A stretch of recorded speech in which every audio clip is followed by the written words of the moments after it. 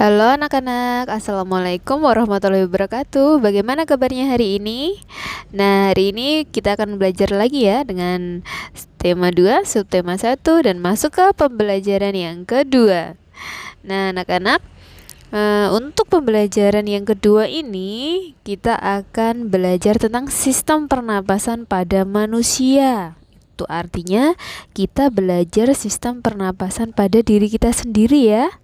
Oke, nah manusia atau kita ini bernafas untuk memasukkan udara ke dalam tubuh. Lalu udara mengandung oksigen, di mana oksigen itu dibutuhkan untuk mendapatkan energi dari makanan.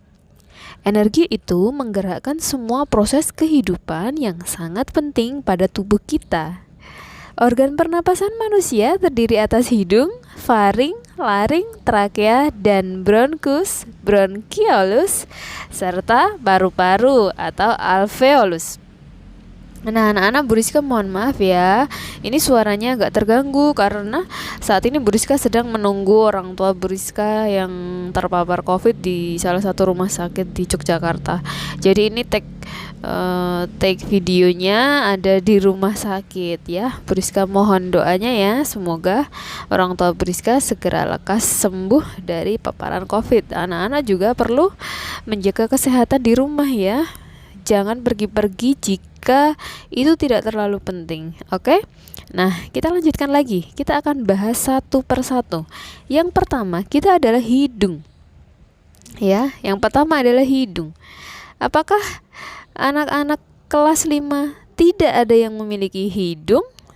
Ya, pasti semua memiliki hidung ya. Nah, artinya hidung ini diberikan oleh Tuhan kepada kita supaya kita dapat mensyukuri bahwa terdapat udara masuk melalui lubang hidung ke dalam rongga hidung kita. Nah, di dalam rongga hidung terdapat rambut-rambut pendek dan tebal untuk menyaring dan menangkap kotoran yang masuk bersama udara.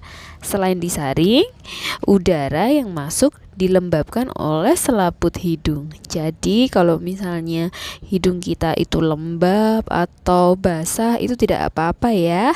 Itu artinya bagus.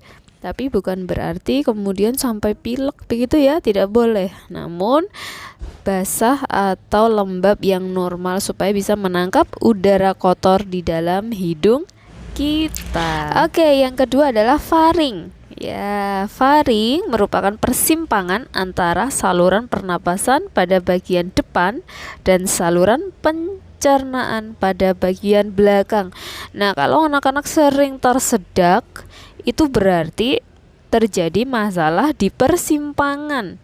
Terjadi masalah pada faring. Ya, seharusnya makanan itu kan masuk ke dalam saluran pencernaan, tetapi di persimpangan faring, nasi yang anak-anak makan tadi masuk ke persimpangan pernafasan sehingga terjadi uhu-uhu batuk. Kemudian anak-anak bisa juga yang sampai tersedak ya.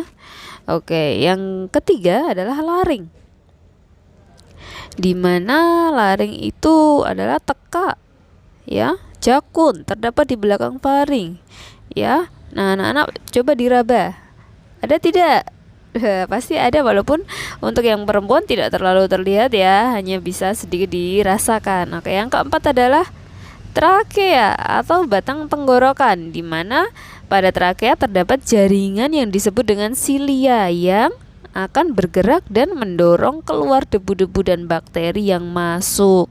Nah, ini sangat penting sekali ya anak-anak, dimana kadang-kadang kita makan makanan yang kotor, makan makanan yang tidak terjamin kesehatannya, sehingga membuat trakea kita bekerja lebih keras lagi untuk bagaimana? Mendorong keluar debu-debu dan bakteri yang masuk ke dalam sistem pernapasan kita. Nah, oke, yang kelima yaitu bronkus, merupakan percabangan dari trakea serta terdiri atas bronkus kiri dan bronkus kanan. Diingat-ingat ya. Yang keenam adalah bronkiolus, di mana bronkiolus ini merupakan percabangan dari bronkus.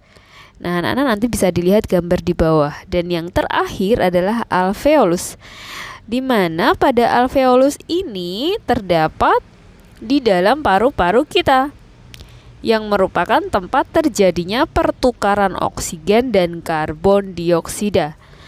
Alveolus dikelilingi oleh kapiler-kapiler darah. Dan alveolus berbentuk seperti buah anggur ya, mirip seperti buah anggur. Nah, sekarang kita amati gambar di bawah ini.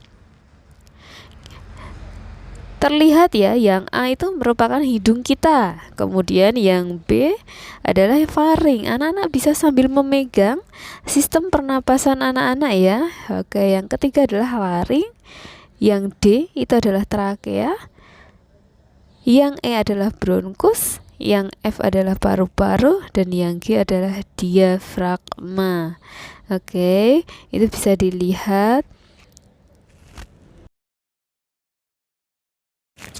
Oke, sekarang kita akan lebih fokus pada paru-paru. Anak-anak bisa mengamati ya, pada video yang Bu Rizka lampirkan terdapat gambar di mana itu adalah bentuk paru-paru kita, Nana. Nah, seperti itu ya paru-paru kita.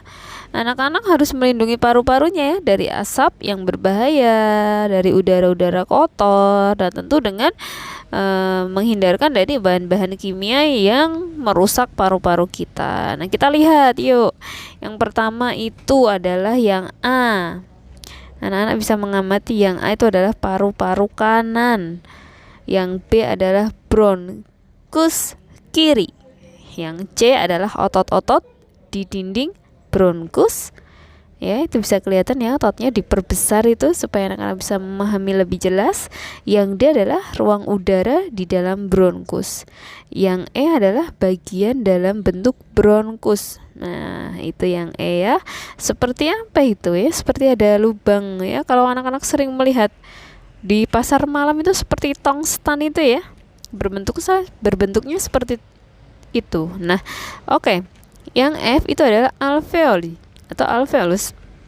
Lalu yang G adalah ruang udara di alveoli. Yang H pembuluh darah, dan yang HI ya bronchiola. Nah, kita lihat sekarang bagaimana ya prosesnya ya, dari udara masuk ke dalam tubuh melalui lubang hidung. Makanya anak-anak sering harus membersihkan hidung. Ya, bagian dari organ pernapasan itu yang penting bagi kita. Kalau hidungnya kotor, tidak tersaring dengan baik, otomatis udara yang masuk dalam paru-paru juga merupakan udara yang kotor. Berbeda jika kita sering dan menyadari pentingnya udara yang masuk ke dalam tubuh kita. Nanti paru-parunya akan sehat, anak-anak juga dapat beraktivitas dengan lancar. Nah, udara tadi setelah masuk hidung melalui lubang hidung lalu masuk ke dalam batang tenggorokan. Di batang tenggorokan adalah sebuah pipa mulai dari belakang hidung dan mulut lalu turun ke paru-paru. Dari batang tenggorokan ya udara masuk ke dalam paru-paru. Lalu di dalam paru-paru, oksigen tadi terserap ke dalam pembuluh darah halus.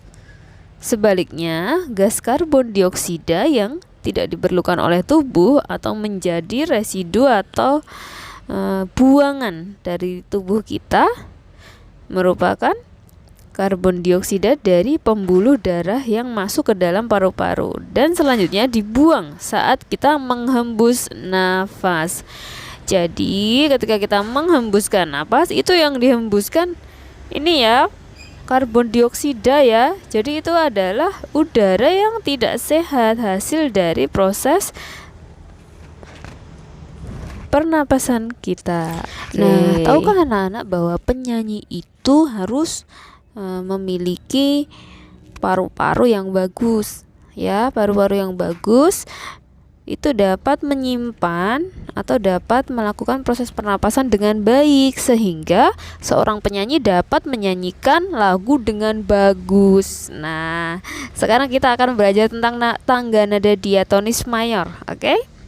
Nah, tangga nada merupakan susunan berjenjang. Misalnya do, re, mi, fa, sol, la, si, do. Nah, dalam seni musik ada dua jenis tangga diatonis. Yang pertama, tangga diatonis